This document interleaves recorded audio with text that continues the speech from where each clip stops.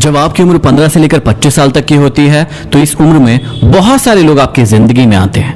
उनमें से कई आपके दोस्त बनते हैं और उन सभी में से एक कोई ऐसा इंसान होता है जिस पर आपको बहुत ज्यादा विश्वास होता है। आपको लगता है कि इससे ज्यादा बेहतर इंसान मुझे अपने पूरे जीवन में कभी मिल ही नहीं सकता। शुरुआत में उस इंसान के एक मैसेज से आपको खुशी मिलती है, उसके एक फोन कॉल से आपको खुशी मिलती है। यदि वो कहीं पर एक बार दिख जाए तो आप बहुत खुश होते हो और उस समय आप उस फीलिंग्स को जी रहे होते हो जो अभी तक आपने कभी महसूस नहीं की होती है। लेकिन धीरे धीरे करके आपको महसूस होता है कि ये फीलिंग्स सिर्फ तब तक रहती है जब तक आप एक दूसरे को अच्छे से जान नहीं जाते।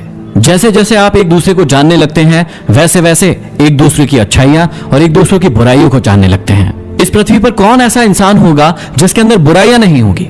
हर इंसान के अंदर कुछ न कुछ अच्छाइयां होती है और कुछ न कुछ बुराइयां होती है। एक वक्त गुजर जाने के बाद लड़ाई और झगड़े शुरू होते हैं। जो चीज हमें पहले अच्छी लगती थी वही चीज अब हमें बुरी लगने लगती है। पहले जहां दिन भर में सिर्फ 2 मिनट भी बातें होती थी तो हम खुश रहते थे। यदि दिन भर में एक बार भी हम उसे देख ले तो हम खुश रहते थे। लेकिन बाद में वही उम्मीदें बहुत ज्यादा बढ़ जाती है।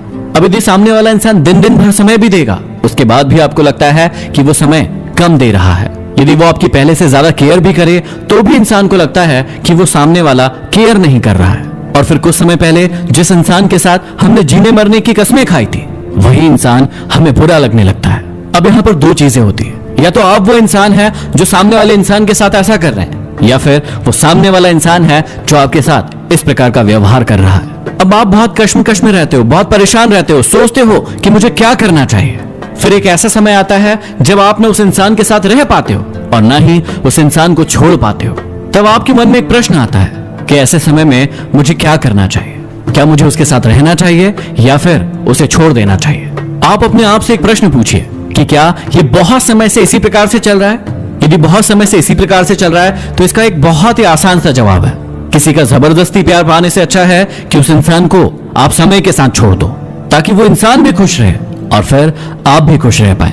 यदि आपको लगता है कि जबरदस्ती आप किसी का प्यार पा लेंगे तो आप बहुत बड़ी गलतफहमी में हैं। रावण ने भी सीता जी के साथ जबरदस्ती प्रेम करने की, उनके साथ शादी करने की बहुत कोशिश की, लेकिन रावण कभी भी सफल नहीं हो पाया क्योंकि सीता जी का सच्चा प्रेम सिर्फ राम जी के लिए था। कभी कभी आप किसी चीज को धोखे से या फिर किसी और प्रकार से प्राप्त तो कर सकते हो, लेकिन यदि उस इंसान का आप में मन नहीं है, आपके प्रति यदि उसका विश्वास नहीं है, आपसे प्रेम नहीं है, तो ज्यादा समय के लिए वो आपके साथ बिल्कुल नहीं रहेगा। मेरी एक बात हमेशा याद रखना, थोड़ी इलॉजिकल लगेगी लेकिन ये जीवन भर आपको खुश रखेगी।